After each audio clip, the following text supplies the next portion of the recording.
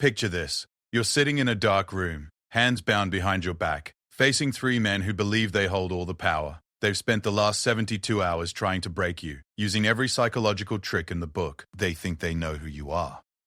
Just another victim who will eventually crack under pressure. But they have no idea they've just made the biggest mistake of their lives. What they don't know is that the woman sitting across from them has survived hell training that would break most people in hours. She's been through situations where giving up meant death, where mental toughness wasn't just encouraged, it was the difference between life and death. This is the true story of Sarah Mitchell, a decorated Navy SEAL who found herself in the worst possible situation, facing enemies who had no clue they were about to learn what real strength looks like. For 72 hours, they threw everything they had at her. For 72 hours, they believed they were winning. They were wrong. What happened next would become legend in military circles. A story whispered in training camps about what happens when you underestimate the power of someone who's been forged in the crucible of elite military training. This isn't just a story about survival. It's about the moment predators realized they had chosen the wrong prey. Get ready for a journey that will show you what real courage looks like when everything is on the line. Sarah Mitchell stepped off the airplane at Reagan National Airport, her civilian clothes feeling strange after months in military gear.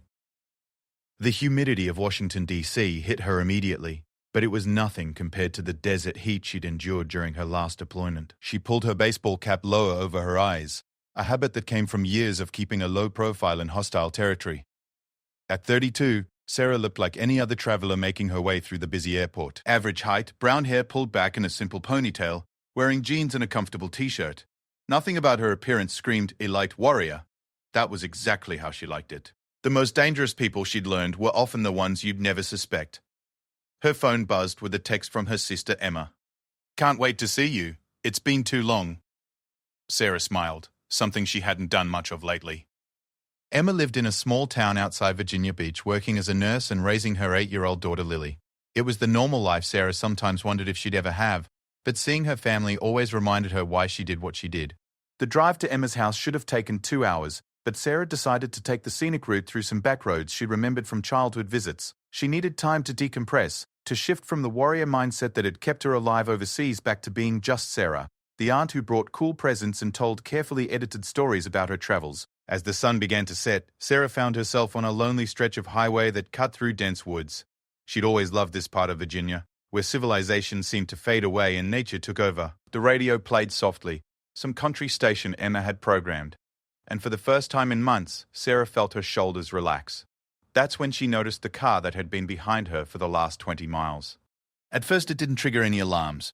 Plenty of people use this route, but something about the way it maintained the exact same distance, never trying to pass despite several opportunities, made the hair on the back of her neck stand up. In her line of work, paranoia wasn't a character flaw. It was a survival tool. Sarah tested her suspicion by slowing down at a scenic overlook. The car behind her slowed too, but didn't pull in. Instead, it continued past, and she got a good look at it. A dark sedan with tinted windows and 2 men in the front seats. The passenger turned to look at her as they passed, and Sarah felt that familiar chill she got when something was very wrong. She waited 5 minutes before pulling back onto the road, but sure enough, the sedan was parked at a gas station just a mile ahead. As she drove past, it pulled out behind her again. This time, Sarah didn't hesitate.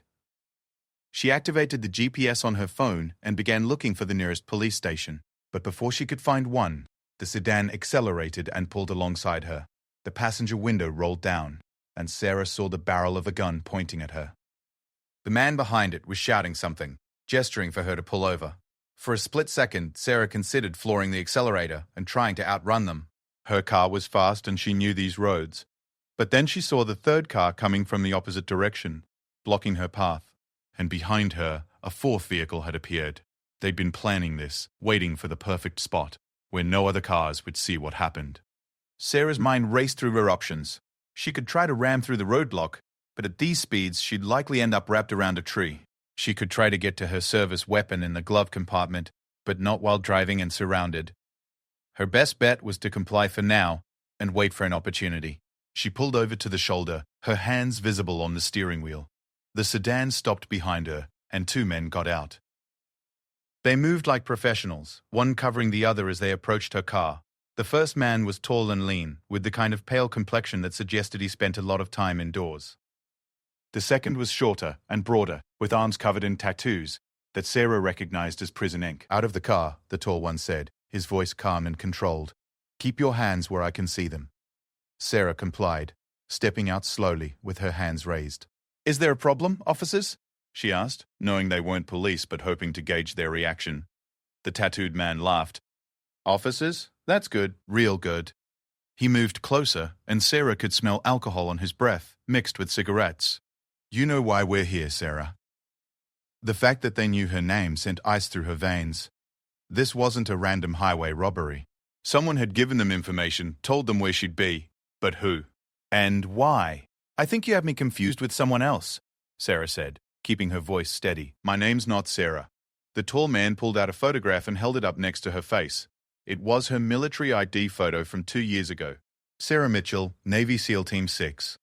32 years old, from Minneapolis originally. Currently on leave after your last deployment to Syria. Should I continue? Sarah's blood ran cold. This information wasn't supposed to exist in civilian databases. Someone with serious connections had given them her file. The question was why someone wanted a Navy SEAL kidnapped, and what they planned to do with her. What do you want? She asked directly. Right now, we want you to get in our car, the tattooed man said, pulling out flex cuffs. You can do it conscious or unconscious. Your choice. Sarah looked around quickly. They were on an isolated stretch of road with thick forest on both sides. Even if she screamed, no one would hear her. The smart play was to go along for now and wait for a better opportunity.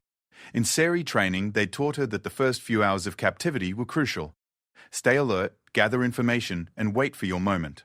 Conscious, she said, extending her hands. As the plastic zip ties tightened around her wrists, Sarah began cataloging everything she could about her captors.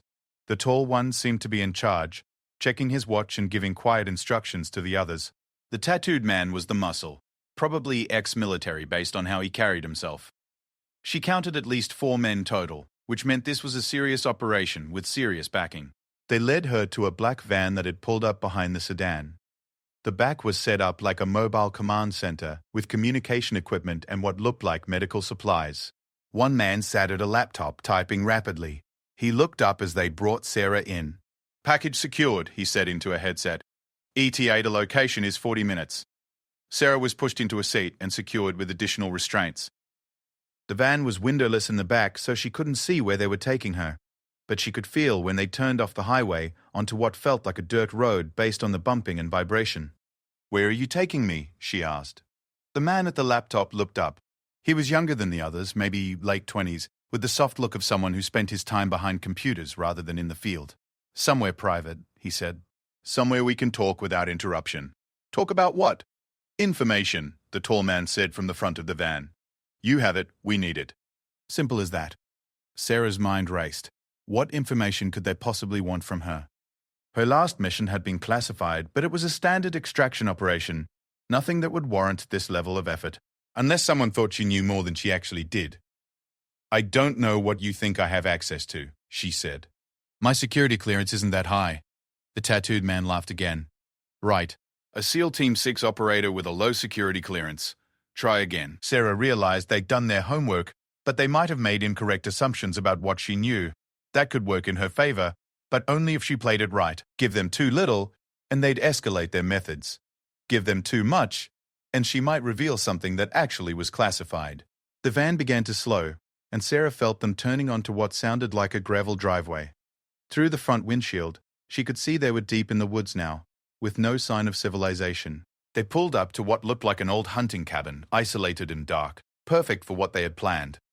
As they dragged her out of the van, Sarah got her first good look at the location. The cabin was larger than it appeared from the outside, with what looked like recent renovations. This wasn't a random hideout. Someone had prepared this place specifically for interrogations. Welcome to your home for the next few days, the tall man said, pushing her toward the front door. I hope you're comfortable talking because we have all the time in the world. Sarah said nothing, but her mind was already working. These men thought they had captured a valuable intelligence asset.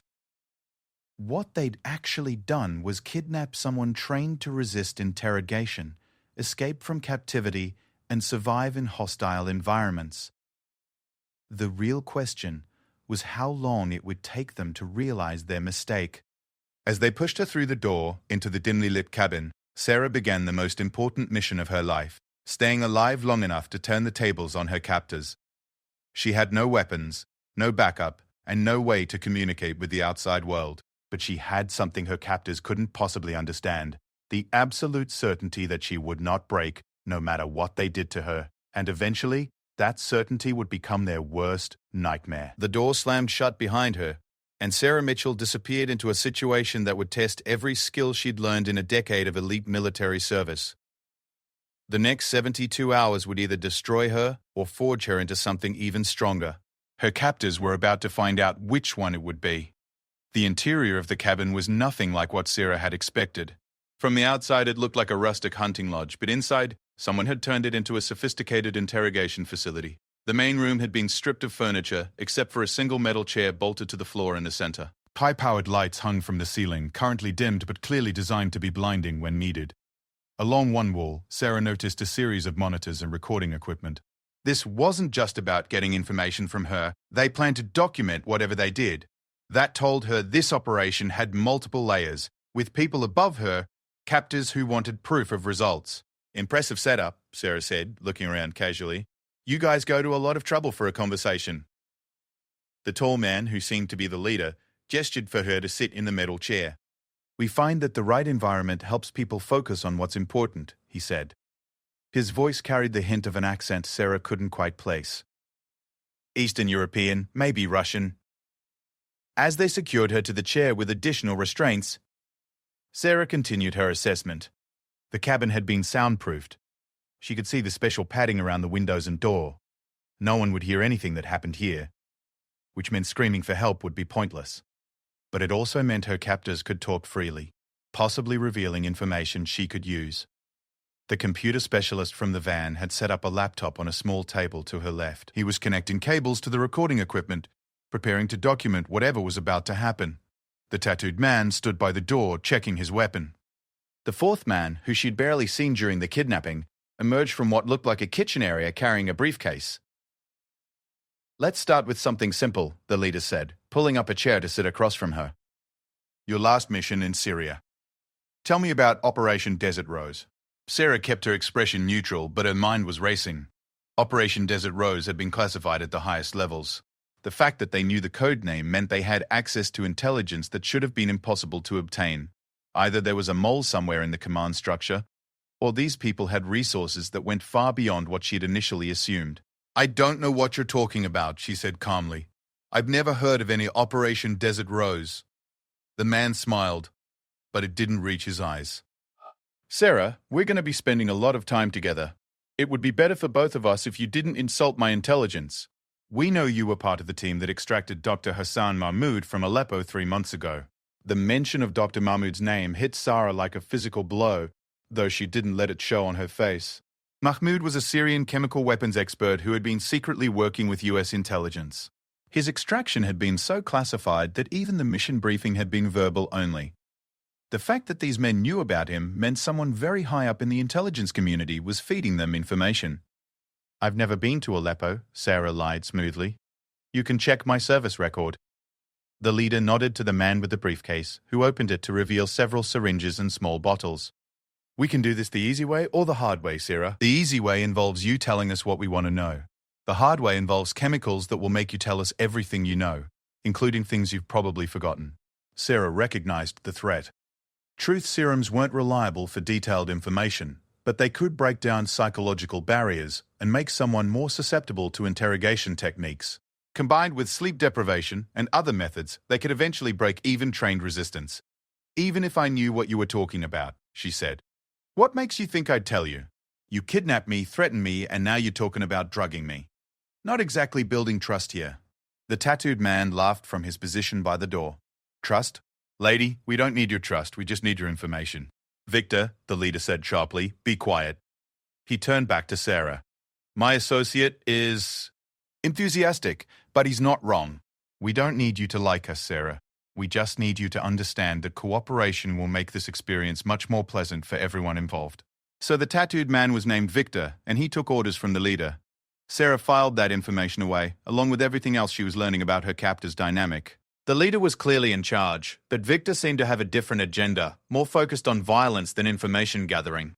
What I understand, Sarah said, is that you've made a serious mistake.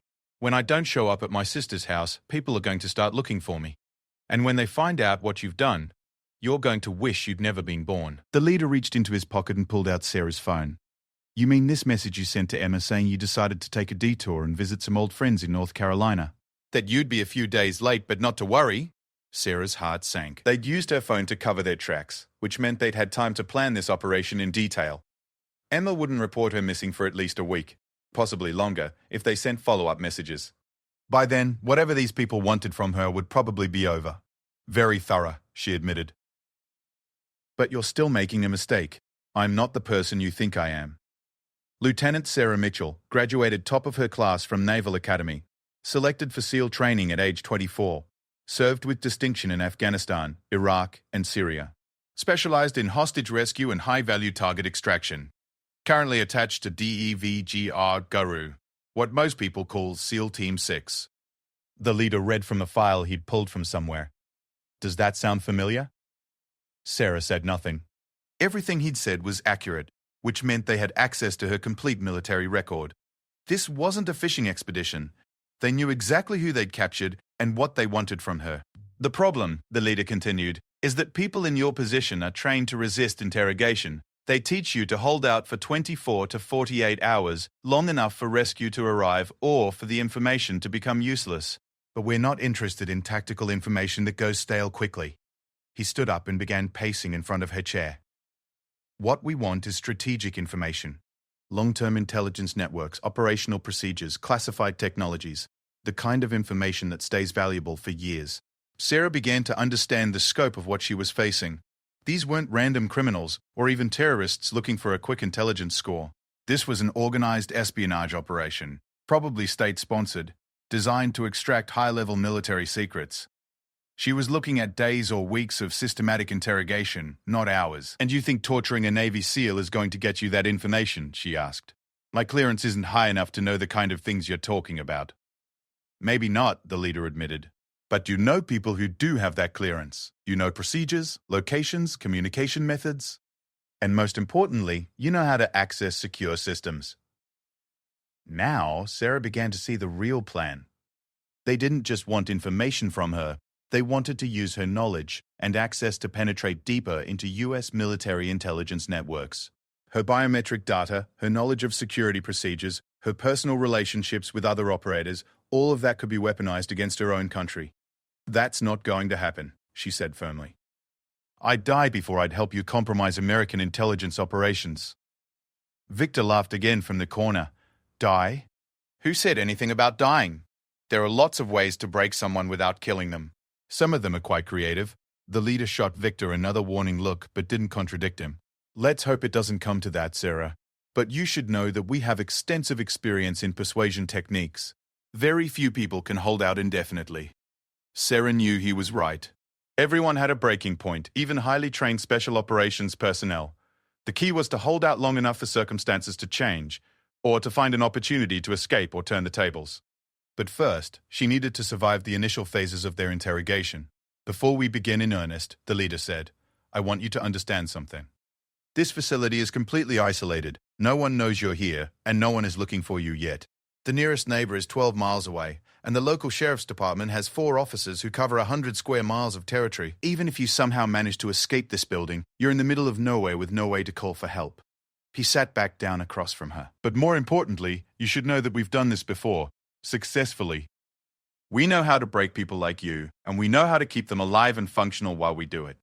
The question is whether you want to go through days of unnecessary suffering, or if you'd prefer to start cooperating now. Sarah met his gaze steadily. I guess we'll find out what I'm made of. The leader sighed. I was hoping you'd be more reasonable. He nodded to the man with the briefcase, who began preparing one of the syringes. This is a mild sedative mixed with a compound that breaks down psychological barriers. It won't force you to tell the truth, but it will make you more susceptible to questioning. As the man approached with the syringe, Sarah felt the first real spike of fear since her capture. Not fear of pain or death, she'd faced both before, but fear of losing control. of being chemically compromised to the point where she might reveal information that could get other people killed. Wait, she said, trying to buy time to think. Yes. If I'm going to be here for days, I need to use the bathroom. And I need water. Basic human necessities. The leader considered this. Victor, take her to the facilities. But keep her restrained and don't leave her alone for even a second. As Victor freed her from the chair but kept her hands bound, Sarah began to map out the layout of the cabin. Information was survival, and every detail about her environment could be useful later. The bathroom was small and windowless, but she noticed that the door had a simple lock that could probably be picked with the right tools. More importantly, she saw that the cabin's electrical system ran through exposed conduits along the walls. If she could find a way to access those, she might be able to cut power to the surveillance equipment and create an opportunity for escape. When Victor brought her back to the main room, the leader was reviewing something on the laptop with the computer specialist. They'd been analyzing her reactions, probably looking for signs of deception or weakness. Feeling better? The leader asked as they secured her to the chair again. Much thanks. Sarah's tone was conversational, as if they were discussing the weather rather than her impending torture. Good. Now, let's try a different approach. Instead of the syringe, the leader pulled out a tablet and showed her a photograph. It was a picture of her sister Emma and niece Lily, taken recently outside Emma's house. Sarah's blood turned to ice. If you hurt them, we have no intention of hurting them, the leader said calmly. As long as you cooperate. But you should understand that your choices here don't just affect you. It was a classic interrogation technique, threatening family members to break down the subject's resistance. Sarah had been trained to expect it, but seeing that photograph of Lily's innocent face still hit her like a physical blow. Emma and Lily have nothing to do with this, Sarah said, working to keep her voice steady. Of course they don't. We have people watching them right now. One phone call from me, and they disappeared just like you did. Sarah closed her eyes and took a deep breath. This changed everything. She could endure whatever they did to her, but she couldn't risk her family. These people had just shown her that they were willing to target innocent civilians, which meant they had no moral boundaries at all. When she opened her eyes, the leader was watching her carefully. I can see you're beginning to understand the situation, he said. Your training taught you to resist for yourself, but it didn't prepare you for this, did it? Sarah said nothing, but her mind was racing. She needed to find a way to protect Emma and Lily while also protecting the classified information these people wanted. It was an impossible balance, but she had to try. Here's what's going to happen, the leader continued. We're going to ask you questions, and you're going to answer them, truthfully and completely. If you lie to us, or if you refuse to answer, we make a phone call. Do you understand? Sarah understood perfectly. They'd just turned her family into weapons against her own country. The next 72 hours weren't just about her survival anymore. They were about finding a way to save everyone she cared about without betraying everything she'd sworn to protect. The real interrogation was about to begin, and Sarah Mitchell was about to discover just how strong she really was. The first 24 hours passed in a blur of questions, lies, and calculated resistance. Sarah quickly developed a strategy. Give them information that was already compromised or outdated, mixed with enough truth to seem cooperative while protecting anything truly classified. It was a dangerous game, but she'd been trained for exactly this scenario. The leader, who finally revealed his name as Alexei, proved to be a skilled interrogator. He alternated between threats and reasonable conversation, trying to establish rapport while maintaining psychological pressure. The computer specialist, who went by Marcus, monitored her vital signs and stress responses through sensors they'd attached to her arms and chest. Victor remained the wild card.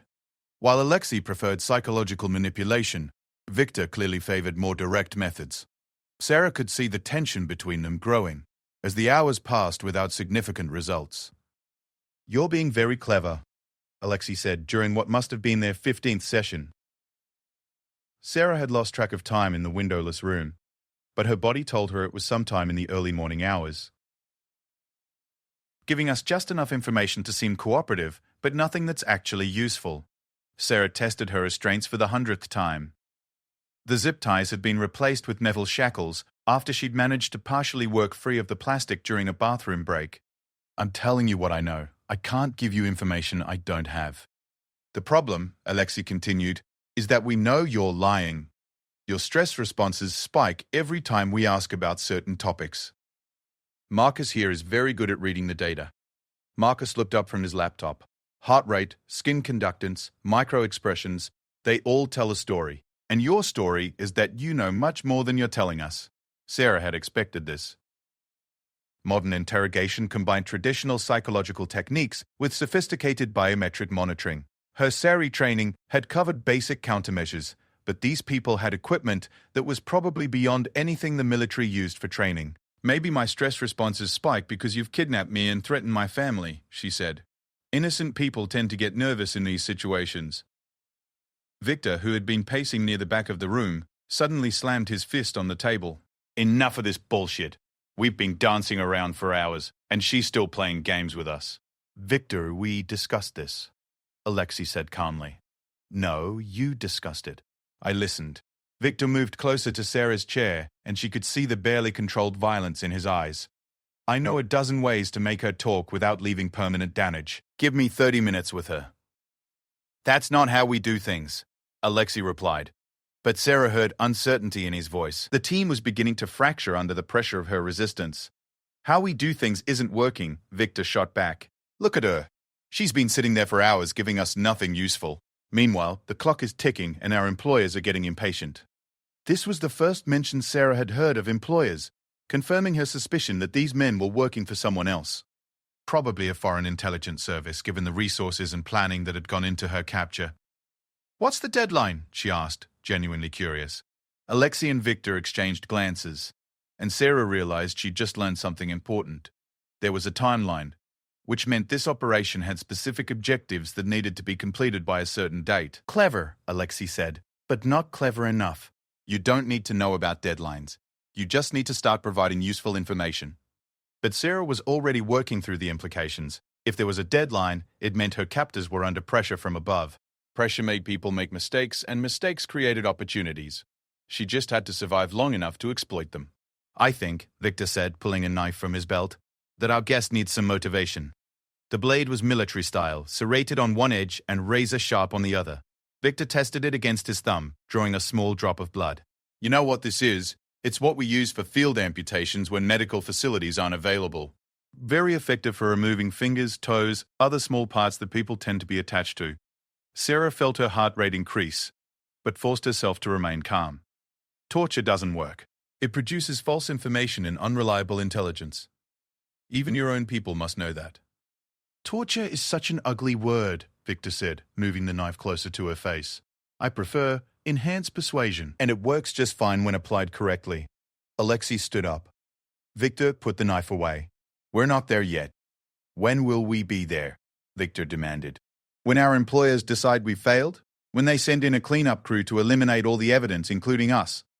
The mention of a cleanup crew sent another chill through Sarah. These people were clearly expendable to whoever was running the operation, which made them more dangerous.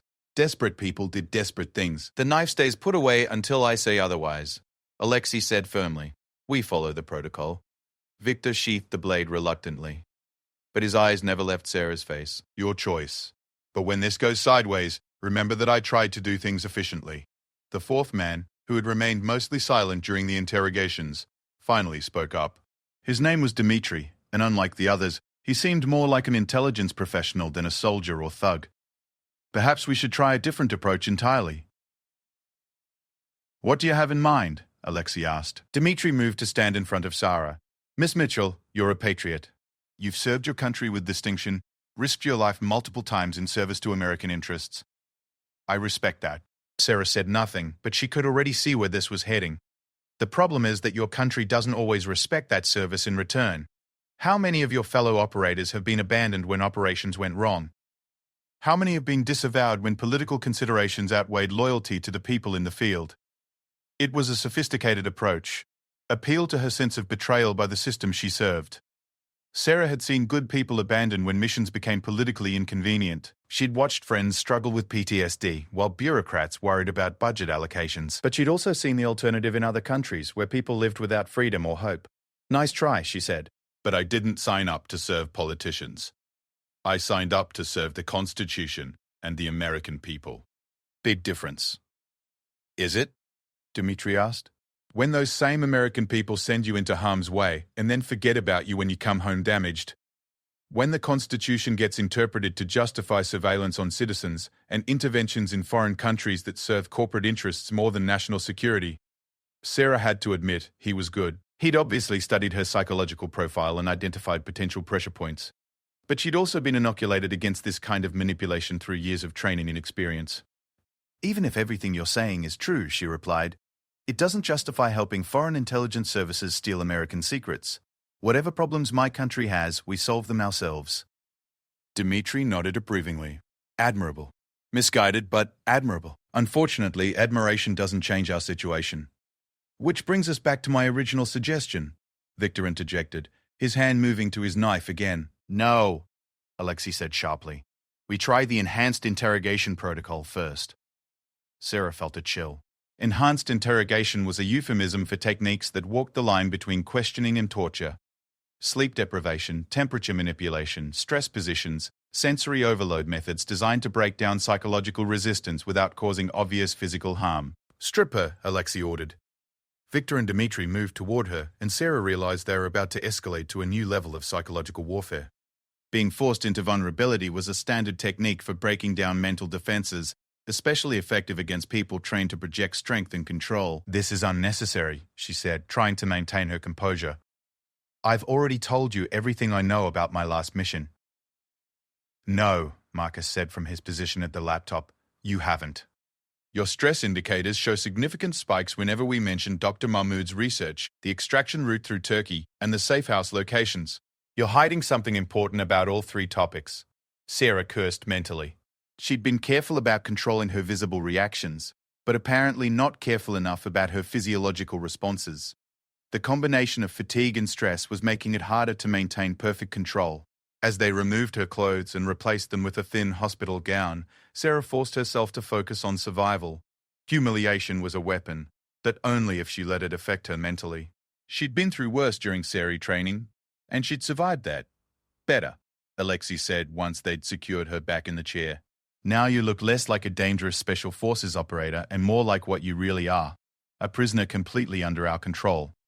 They adjusted the temperature in the room until it was uncomfortably cold, then positioned the bright lights to shine directly into her eyes.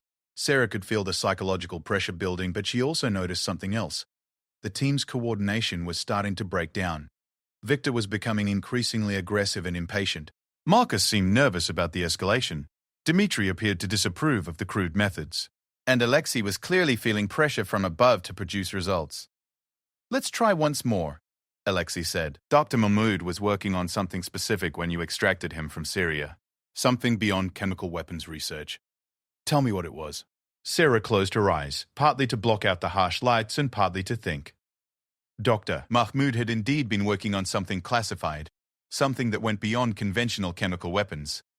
But revealing that information would compromise ongoing operations and potentially get other intelligence assets killed. "Chemical weapons," she said simply. "That's all I was briefed on." "Liar," Victor snarled. "We know he was developing binary agents that could be deployed through commercial delivery systems.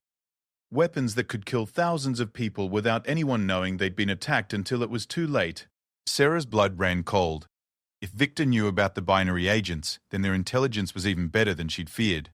Dr. Mahmoud had been working on a new class of chemical weapons that could be disguised as harmless commercial products until combined in specific ways. It was the kind of technology that could revolutionize terrorism. But she couldn't admit to knowing about it. Even under these circumstances, some secrets were too dangerous to reveal. "I don't know what you're talking about," she said. Victor pulled his knife again, this time ignoring Alexei's protests. "Maybe you'll remember when you're missing a few fingers." "Victor, stop!" Alexei commanded. But Victor was beyond listening to orders. He grabbed Sarah's left hand and pressed the knife against her index finger. "Last chance, Navy girl. Tell us about the binary agents, or start learning to count to 9. Sarah looked directly into Victor's eyes and saw madness there. He was going to cut off her finger whether she talked or not, because he wanted to hurt someone, and she was the only target available. "Do it," she said calmly. Victor hesitated, clearly not expecting that response. "Go ahead," Sarah continued. "Cut off my finger. See how much classified information a screaming, traumatized prisoner gives you compared to someone you're having a conversation with." "You're bluffing," Victor said. But there was uncertainty in his voice now. "Am I? I've been shot, stabbed, blown up, and tortured by experts. You think one finger is going to break me? All you'll do is prove that you're an amateur who doesn't understand how interrogation actually works." Dmitri stepped forward. She's right, Victor. Pain without context is just abuse. It doesn't produce reliable intelligence. Then what do you suggest? Victor demanded, still holding the knife. Time, Dmitri said simply. Time, isolation, and psychological pressure. We break down her sense of self gradually, make her dependent on us for basic needs, create a situation where cooperation seems like the only logical choice. Sarah recognized the strategy. It was essentially Stockholm Syndrome by design, a long-term approach that gradually shifted the prisoners' loyalty toward their captors. It was more effective than torture, but it took much longer. We don't have time for a long-term approach, Alexei said. Our deadline is in 48 hours. Then we'd better hope she becomes more cooperative quickly, Dmitri replied.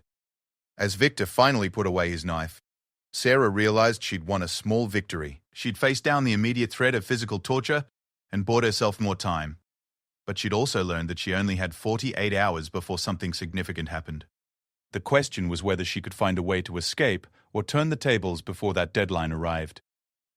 Because whatever these people had planned for 48 hours from now, she was certain it wouldn't end well for her or for anyone else. The real test was just beginning. 48 hours stretched into what felt like weeks under the harsh fluorescent lights. Sarah's internal clock had been deliberately disrupted by her captors, who alternated periods of interrogation with brief moments of rest at random intervals. Sleep deprivation was a powerful tool for breaking down psychological defenses, and they were using it expertly. But they had made one crucial mistake. In their effort to disorient her, they'd also disrupted their own routines. Sarah could see the strain beginning to show in her captor's behavior. Marcus was drinking coffee constantly and making small errors with his equipment. Dmitri had developed a nervous tic of checking his watch every few minutes. Even Alexei, the consummate professional, was showing signs of fatigue. Victor was the worst affected. His barely controlled aggression had evolved into open hostility, not just toward Sarah but toward his teammates as well. She'd watched him get into increasingly heated arguments with Alexei about tactics and timing. She's playing us, Victor had said during their last confrontation, loud enough for Sarah to hear from her chair. She's trained to resist exactly what we're doing. We need to break the rules. The rules exist for a reason, Alexei had replied coldly. We follow the protocol. The protocol is failing. Sarah filed away every piece of information she could gather about the team's dynamics. Victor was becoming unstable, which made him dangerous but also potentially useful. Unstable people made mistakes, and mistakes created opportunities. During her latest bathroom break, Sarah had managed to work one of the metal brackets holding the toilet paper dispenser partially loose. It wasn't much, but the sharp edge could potentially be used as a weapon or tool if she could find the right moment to grab it. She'd also been studying the electrical system more carefully. The cabin's power came from a generator she could hear running outside, but there was also a battery backup system for the critical equipment. If she could disrupt both, she might be able to create enough chaos to escape. Feeling more talkative today? Alexei asked as they brought her back from the bathroom. It was a question he'd been asking regularly, part of his attempt to establish a routine that would make her more psychologically dependent on their interactions. Actually, yes, Sarah said, surprising him. I've been thinking about what Dmitri said yesterday, about being abandoned by the system. Alexei's eyes sharpened with interest. Oh? There was something that happened during the extraction, Sarah continued, weaving truth with misdirection. Something that made me question whether the people giving orders really cared about the people following them. She could see she had their attention now. Even Victor stopped his pacing to listen. Doctor, Mahmoud wasn't just researching binary weapons, she said. He was also documenting American involvement in chemical weapons development during the early 2000s. Weapons that were tested on soldiers without their knowledge. It was a carefully constructed lie based on real controversies about military experiments on service members. Sarah needed to give them something that seemed valuable while actually being worthless. What kind of documentation? Marcus asked from his laptop. Video recordings, research notes, correspondence with Pentagon officials. He was keeping it as insurance, in case the Americans decided he was too dangerous to keep alive. Alexei leaned forward. Where is this documentation now? That's the problem, Sarah said with perfectly feigned bitterness. When we extracted him, my commanding officer ordered me to destroy all of Mahmoud's personal files. Said they were too politically sensitive to bring back to the States. But you didn't destroy them, Dmitri said. It wasn't a question. Sarah met his gaze. Would you? Evidence of war crimes committed by your own government? I copied the files before destroying the originals. Where? Victor demanded. Safe deposit box in Virginia Beach, under a false name. It was completely fabricated, but it was exactly the kind of thing an intelligence service would want to get their hands on. Compromising information about American war crimes would be worth millions on the black market and could be used for political leverage for years. Alexei stood up and walked to the corner of the room where he couldn't be overheard. Sarah could see him talking rapidly into a satellite phone, probably checking with his superiors about how to proceed. This was the moment when her deception would either work or get her killed. When Alexei returned, his expression was unreadable. "My employers are very interested in this information," he said. "They want proof before we proceed." "What kind of proof?" Sarah asked. "Access codes for the safe deposit box. Bank information, something that proves you're telling the truth." Sarah had anticipated this request. "The access codes are memorized, but I wrote down the bank routing information and box number. It's in my apartment, hidden in a book." "Which book?" "Moby Dick.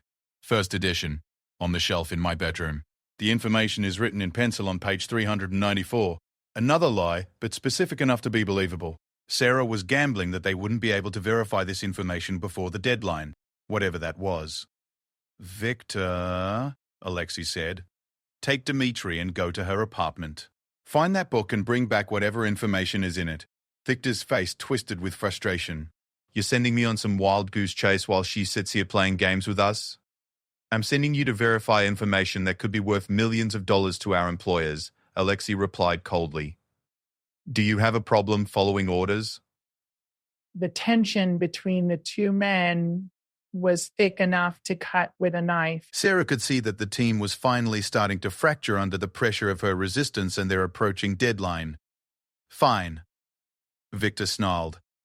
"But when we get back and find out she's been lying, I get to do things my way." As Victor and Dmitri left the cabin, Sarah felt her pulse quicken. She'd just reduced her guard from 4 men to 2, which significantly improved her odds of escape. But she'd also potentially sent dangerous men to her apartment, where they might find evidence of her real life that could be used against her.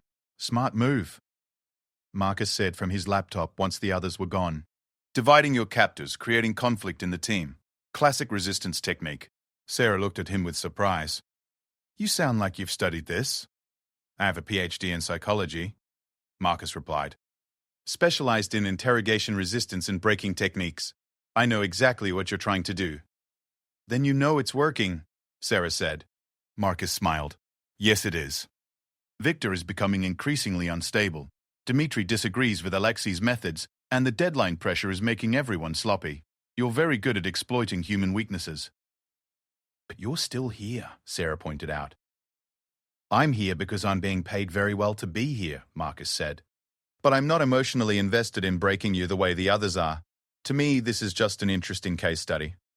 Alexei had been listening to their conversation with growing irritation. "Marcus, focus on your equipment. I don't want her psychological games affecting you too."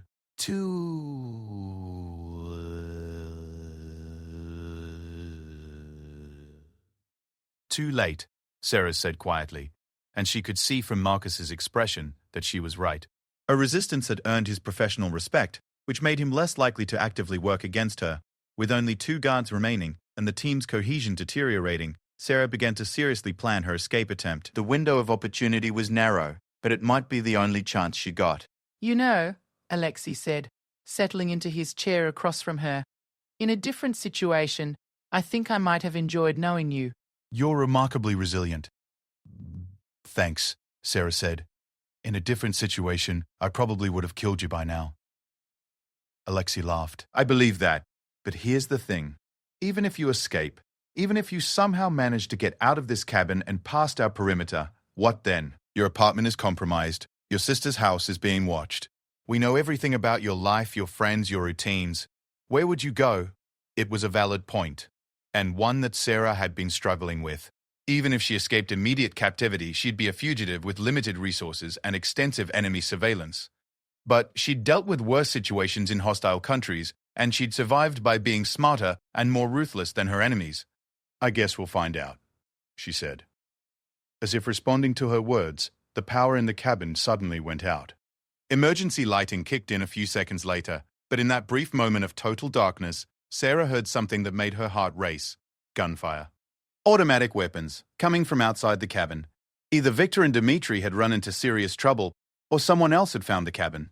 Either way, the situation had just become much more complicated. Marcus, Alexei hissed. What's happening with the perimeter sensors? I'm checking, Marcus replied, frantically typing on his laptop as it switched to battery power. Multiple contacts approaching from the north and east, military movement patterns. Sarah felt a surge of hope. Somehow, someone had tracked her to this location, but she also felt a chill of fear.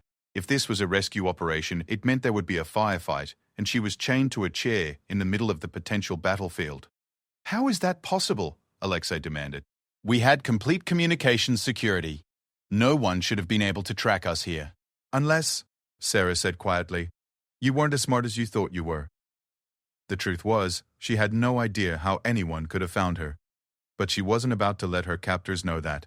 The important thing was that someone was coming, and her 72 hours of resistance were about to pay off, or get her killed in the crossfire. As the sound of gunfire grew closer, Sarah realized that the next few minutes would determine whether she lived or died. But for the first time since her capture, she felt like she might actually have a chance to survive this nightmare. The question was whether her rescuers would reach her before her captors decided she was too dangerous to keep alive. The gunfire outside intensified, and Sarah could hear the distinctive crack of sniper rifles, mixed with the rapid bursts of assault weapons. Whatever force was attacking the cabin, they were using professional military tactics and equipment, but whether they were there to rescue her or eliminate all witnesses remained to be seen. Alexei grabbed his sidearm and moved to the window, carefully peering through the reinforced glass. Marcus, can you raise the others on radio? Negative, Marcus replied, his fingers flying over his keyboard. Victor and Dmitri went dark about 10 minutes ago. Either they're in a communications dead zone or they're dead, Sarah finished for him. Alexei spun around to face her, his carefully maintained composure finally cracking. What did you do? How did you signal for help? I didn't do anything, Sarah said honestly. I've been chained to this chair for 3 days, but maybe your operation wasn't as airtight as you thought. The truth was beginning to dawn on her as she thought about the timing. Victor and Dmitri had left for her apartment just before the attack began. If someone had been monitoring her living situation, waiting for the right moment to strike, the departure of half her guards would have been the perfect opportunity. The safe deposit box story, Marcus said suddenly. It was bait. Sarah smiled. For the first time since her capture. Took you long enough to figure that out, Doctor? You magnificent bitch, Alexei said, but there was grudging admiration in his voice. You played us perfectly. Not perfectly, Sarah replied. If I'd been perfect, I never would have been captured in the first place. A massive explosion shook the cabin, and Sarah could see through the windows that one of the outbuildings was now engulfed in flames. The attackers weren't just trying to rescue her. They were systematically destroying the entire facility. We need to move, Alexei said. Marcus, grab the hard drives and destroy anything we can't take with us. What about her? Marcus asked, nodding towards Sarah. Alexei hesitated for a moment, and Sarah could see him weighing his options. She was valuable as a hostage, but she was also a liability that would slow them down. In his position, she would probably choose to eliminate the liability. She comes with us, Alexei decided. She's our only bargaining chip now. As Alexei freed her from the chair, keeping his gun pressed against her head, Sarah felt the metal bracket she'd loosened in the bathroom pressing against her hip, where she'd managed to conceal it earlier. It wasn't much of a weapon, but it was something. Where are we going? She asked as they prepared to leave the cabin. There's an emergency exit through the basement, Alexei replied. A tunnel that leads to a secondary vehicle position about half a mile away. Sarah filed that information away. A tunnel meant they'd be underground and potentially out of sight of the attacking force. If she was going to make a move, it would have to be in that tunnel where Alexei couldn't call for backup and where the confined space would work to her advantage. Marcus finished destroying the computer equipment and grabbed a backpack full of hard drives and documents. Ready, he said. They moved toward a hidden door behind what Sarah had thought was a storage closet. The basement beyond was larger than she'd expected, clearly designed as a fallback position with supplies and equipment stored along the walls. Who do you think is attacking us? Marcus asked as they moved through the basement. Could be military, could be intelligence, Alexei replied. Doesn't matter. What matters is getting out alive. The tunnel entrance was concealed behind another false wall. As they entered the narrow passageway, Sarah could hear the sounds of battle growing more distant behind them. The attacking force was still engaged with whatever defensive measures had been left at the cabin. The tunnel was just wide enough for 2 people, which meant Alexei had to move in front of her, with Marcus bringing up the rear. It wasn't ideal for what Sarah was planning, but it would have to do. They'd been walking for about 10 minutes when Sarah heard something that changed everything. Victor's voice, coming from ahead of them in the tunnel. "Alexei, thank God you made it out." "Victor? How did you get here?" Alexei called back. "Dimitri's dead. We walked into an ambush at the apartment. I barely made it out. Came back through the tunnel when I heard the attack starting." Sarah felt ice in her veins. If Victor was alive and in the tunnel ahead of them, her window for escape was rapidly closing. But something about his voice didn't sound right. There was a strain to it, a tension that suggested he wasn't alone. "Are you injured?" Alexei asked as they approached the sound of Victor's voice. "Just minor wounds," Victor replied. "But we need to move fast. The attackers have thermal imaging. They'll find the tunnel soon." As they rounded a bend in the tunnel, Sarah saw Victor standing about 20 feet ahead. He was indeed wounded, with blood on his shirt and a makeshift bandage around his left arm. But he was also holding his gun in a way that made Sarah's training instincts scream a warning. "Victor," Alexei said, relief evident in his voice. "Report. How many attackers? What kind of equipment?" "Maybe a dozen special operations personnel," Victor replied, but his eyes never left Sarah. "Professional gear, coordinated tactics. They knew exactly where to hit us." "How is that possible?" Marcus asked from behind Sarah. "Simple," Victor said, his voice turning cold. "We have a traitor in the team." The accusation hung in the air like a physical presence. Sarah could feel the tension ratcheting up as the 3 men tried to process what Victor was suggesting. "That's impossible," Alexei said. "We've all worked together before. We're all vetted." "Are we?" Victor asked. "Because someone fed information to the attackers. Someone told them exactly when and where to strike. Someone who knew our procedures and our escape routes." Sarah realized what was happening. Victor wasn't just paranoid, he was right. But he'd identified the wrong traitor. "It wasn't one of us," she said quietly. All 3 men looked at her. "The attack timing was too perfect," Sarah continued. "They waited until exactly the right moment when your team was divided and your defenses were down. Someone's been feeding them information, but it's not someone in this tunnel." "Then who?" Marcus demanded. "Your employers," Sarah said. "Think about it. You've been under pressure to produce results by a specific deadline. When it became clear you weren't going to deliver, they decided to cut their losses. The silence that followed was deafening." Sarah could see the realization dawning on their faces as they processed what she was saying. "A cleanup operation," Alexei said slowly. "Eliminate all evidence, including the operatives." "But we have value," Marcus protested. "We know things they need." "You know things that could expose them," Sarah corrected. "The difference is crucial." Victor's face twisted with rage, but it was no longer directed at Sarah. "Those bastards!" "We deliver results for years, and this is how they repay us? The question now," Sarah said, "is what you're going to do about it." It was a calculated risk. She was betting that the team's anger at being betrayed would override their training and discipline. Angry people made poor decisions, and poor decisions created opportunities. "What are you suggesting?" Alexei asked. "I'm suggesting that your only chance of survival is to cooperate with the people who are currently shooting at you," Sarah said, "because I guarantee they're not here to eliminate witnesses. They're here to rescue me and capture you for interrogation." "And why would we trust you?" Victor asked. "Because right now, I'm the only person in this tunnel who isn't marked for death by your employers," Sarah replied. "I'm also the only one who might be able to convince the attacking force not to kill you on sight." Sarah could see them weighing their options. They could continue with their escape plan and hope to evade the attacking force, but Sarah was right about the thermal imaging.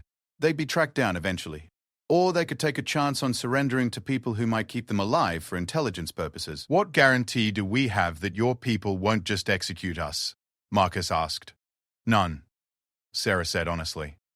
"But I can guarantee that your employers will have you killed if you escape. They've already written you off as acceptable losses."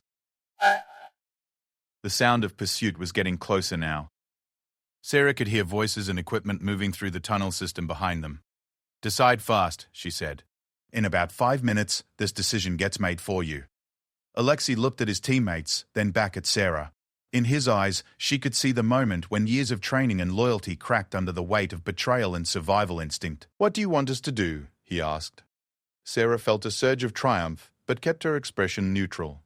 "First, put your weapons down. Second, when my people get here, let me do the talking. Third, Be prepared to tell them everything you know about your employers and their operations. One by one, the three men laid their weapons on the ground. Victor was the last to comply, his face twisted with bitter resentment at how completely his world had fallen apart. For what it's worth, Sarah said as they waited for the rescue team to arrive, you're all competent operators. In a different situation, I might have respected your professionalism. In a different situation, Alexei replied, we wouldn't have been trying to torture information out of you. The irony wasn't lost on any of them. They'd spent 3 days trying to break Sarah's resistance, only to find themselves dependent on her protection when their own allies betrayed them. When the first rescue team member rounded the corner, weapon raised and ready for combat, Sarah called out clearly, friendly. Sarah Mitchell, U.S. Navy. I have 3 surrendering prisoners who have valuable intelligence. The operator lowered his weapon slightly, but kept it ready. Mitchell, Jesus, we've been looking for you for 2 days. Are you injured? Bruised and tired, but functional, Sarah replied. These 3 have information about a foreign intelligence operation on U.S. soil. They're willing to cooperate in exchange for protection. As additional team members filled the tunnel, Sarah finally allowed herself to believe that her 72 hours of hell were over. She'd survived not just the physical and psychological torture, but she'd also managed to turn her captors against their own handlers. But as they secured the prisoners and began the process of extraction, Sarah realized that her ordeal had taught her something important about herself. She'd always known she was tough, but she'd never been tested at this level before. Now she knew with absolute certainty that there was no situation so dire, no pressure so intense, that she couldn't find a way to survive and eventually prevail. Her captors had set out to break a Navy SEAL. Instead, they'd forged something even stronger. And that was a lesson they'd remember for the rest of their lives, however long or short those might be. The war against terror had many fronts, and Sarah Mitchell had just won a decisive battle on one of the most personal of them all. She'd proven that some people simply couldn't be broken, no matter what was done to them. And sometimes that was enough to change everything.